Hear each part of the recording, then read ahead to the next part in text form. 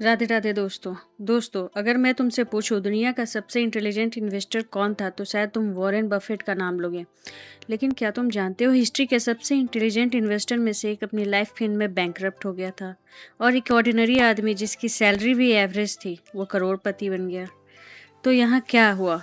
तो यहाँ difference intelligence का नहीं था, यहाँ डिफरेंस था साइकोलॉजी का। दोस्तों, मनी अर्न करना मैथ्स का गेम नहीं है, ये इमोशंस का गेम है। फियर, ग्रीड, पेशेंस और ईगो। मॉर्गन हाउसल की फेमस बुक मनी साइकोलॉजी के अकॉर्डिंग लोग पैसे की वजह से गरीब नहीं रहते, वे अपनी हैबिट्स और थिंकिंग की वजह से गरीब रहते हैं। दोस्तों, आज की इस वीडियो में तुम 7 ऐसे साइकोलॉजिकल सीक्रेट्स जानोगे जो स्कूल्स कभी नहीं सिखाते, जो मिलेनियर्स अपने बच्चों को सिखाते हैं, और जो अगर तुमने ये समझ लिया तो तुम अपना पैसा कमाने की जगह अपना पैसा संभालना सीख जाओगे। और बिलीव करो, मनी बनाना बहुत इजी है और मनी बचाना और ग्रो करना उससे भी ज़्यादा डिफिकल्ट है। तो चलो दोस्तों, एक स्टोरी इमेजिन करते हैं। 2 बच्चे एक ही दिन पैदा हुए, दोनों की एजुकेशन सेम, दोनों की सैलरी सेम, दोनों इंटेलिजेंट। लेकिन 25 साल बाद एक के पास 50 करोड़ की वेल्थ है और दूसरा ईएमआई और क्रेडिट कार्ड के डेब्ट में डूबा हुआ है। तो क्वेश्चन ये है, डिफरेंस कहाँ हुआ? तो आइए अब जानते हैं डिफरेंस कैसे हुआ। तो डिफरेंस उनके इनकम में नहीं था, डिफरेंस उनके डिसीजन में था। और हर डिसीजन के पहले एक साइकोलॉजी होती है। इस बुक का सबसे पावरफुल लेसन है, नो वन इज क्रेजी। हर इंसान अपने एक्सपीरियंस के हिसाब से डिसीजन लेता है। अगर किसी ने बचपन में ही पॉवर्टी देखी है, वो सैलरी मिलते ही सारा पैसा सेव करेगा, और किसी ने कभी फाइनेंशियल प्रॉब्लम नहीं देखी तो वो लग्जरी कार पे स्पेंड करेगा। दोनों को लगता है कि वही सही है। तो 2008 में शेयर मार्केट का बहुत बड़ा क्रैश हुआ। लाखों लोगों ने डर के मारे अपने शेयर्स भी बेच दिए। कुछ लोगों ने उसी दिन करोड़ इन्वेस्ट किए। आज जिन्होंने फियर में सेल किया वो रिग्रेट फील करते हैं, और जिन्होंने पेशेंस रखा वो वेल्दी बन गए।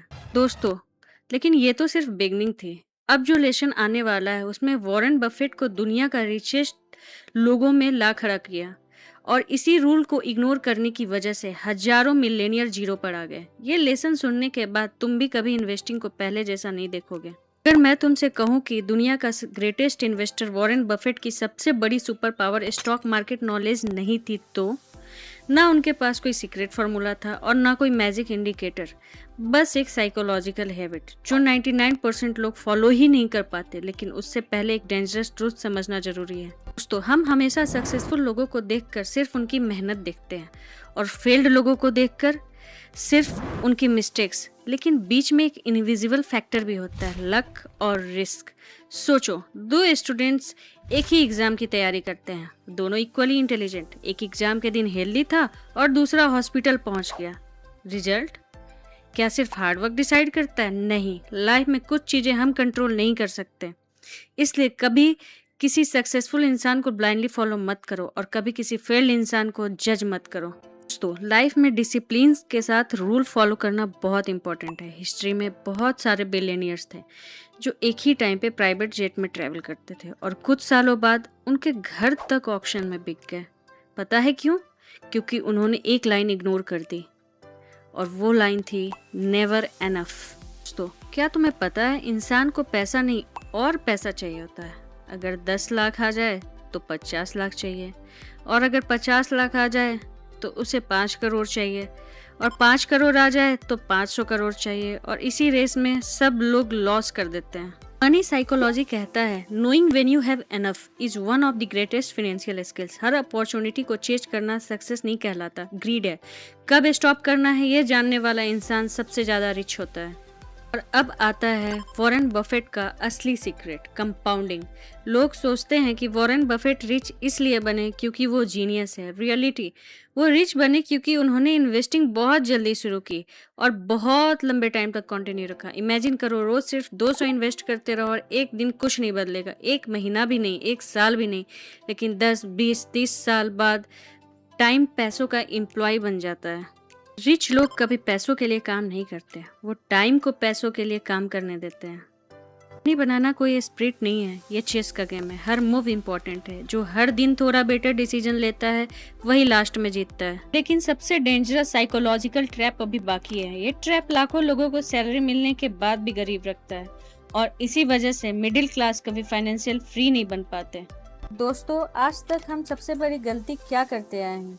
हम रिच और वेल्दी को एक ही चीज समझते आए हैं, लेकिन मॉर्गन हाउसल कहते हैं ये दोनों बिल्कुल ही अलग है। रिच वो होता है जो बहुत पैसा स्पेंड करता हुआ दिखाई देता है, और वेल्दी वो होता है जिनके पास इतना पैसा होता है कि उसे किसी को दिखाने की जरूरत ही नहीं पड़ती। लग्जरी कार, महंगा फोन, ब्रांडेड शूज, ये सब दिखते हैं, लेकिन investment, emergency fund, financial freedom ये कभी दिखाई नहीं देते, और असली वेल्थ वही होती है। लोग आइसबर्ग का सिर्फ ऊपर वाला हिस्सा देखते हैं, लेकिन असली ताकत तो उसके नीचे छुपी होती है। एक और डेंजरस मिथ, लोग सोचते हैं मैं ज्यादा कमाऊंगा तब सेविंग करूंगा। रियलिटी, जो आदमी 30,000 में सेविंग नहीं कर सकता वो 3 लाख में भी सेविंग नहीं करेगा। सेविंग सैलरी का रिजल्ट नहीं होता, सेविंग हैबिट का रिजल्ट होता है। इनकम बदलने से पहले बिहेवियर बदलना पड़ता है। दोस्तों, हर बार जब तुम अपनी सैलरी का एक हिस्सा सेव करते हो, तुम सिर्फ पैसा नहीं अपना फ्यूचर खरीद रहे होते हो। दोस्तों, लोग सोचते हैं मनी का पर्पस कार खरीदना है, बड़ा घर लेना है, लग्जरी लाइफ जीना है, लेकिन बुक एक शॉकिंग बात बताती है। मनी का सबसे बड़ा पर्पस फ्रीडम है। फ्रीडम, अपनी मर्जी का काम करने का फ्रीडम, टॉक्सिक लोगों से दूर रहने का फ्रीडम, अपने पेरेंट्स के साथ टाइम स्पेंड करने का फ्रीडम, अपने बच्चों के साथ यादें बनाने का फ्रीडम। और जब पैसा तुम्हें चॉइस देने लगे तब समझना तुम सच में वेल्दी बन रहे हो। एक बुजुर्ग आदमी से किसी ने पूछा, अगर तुम्हें दोबारा जिंदगी जीने का मौका मिले तो तुम सबसे पहले क्या बदलोगे? उसने मुस्कुरा कर कहा, मैं और पैसा नहीं कमाऊंगा, मैं अपने बच्चों के साथ ज्यादा वक्त बिताऊंगा, क्योंकि बैंक अकाउंट दोबारा भर सकता है लेकिन गुजरा हुआ वक्त कभी वापस नहीं आता। दोस्तों, अगर तुम सिर्फ एक बात याद रखना चाहते हो तो ये याद रखना, पैसा तुम्हारी लाइफ को बेटर तब बनाता है जब तुम उसके मालिक होते हो, ना कि गुलाम। मनी सिर्फ नंबर्स का गेम नहीं है, ये बिहेवियर का गेम है, और जिसने अपनी साइकोलॉजी कंट्रोल कर ली उसने अपना फ्यूचर कंट्रोल कर लिया।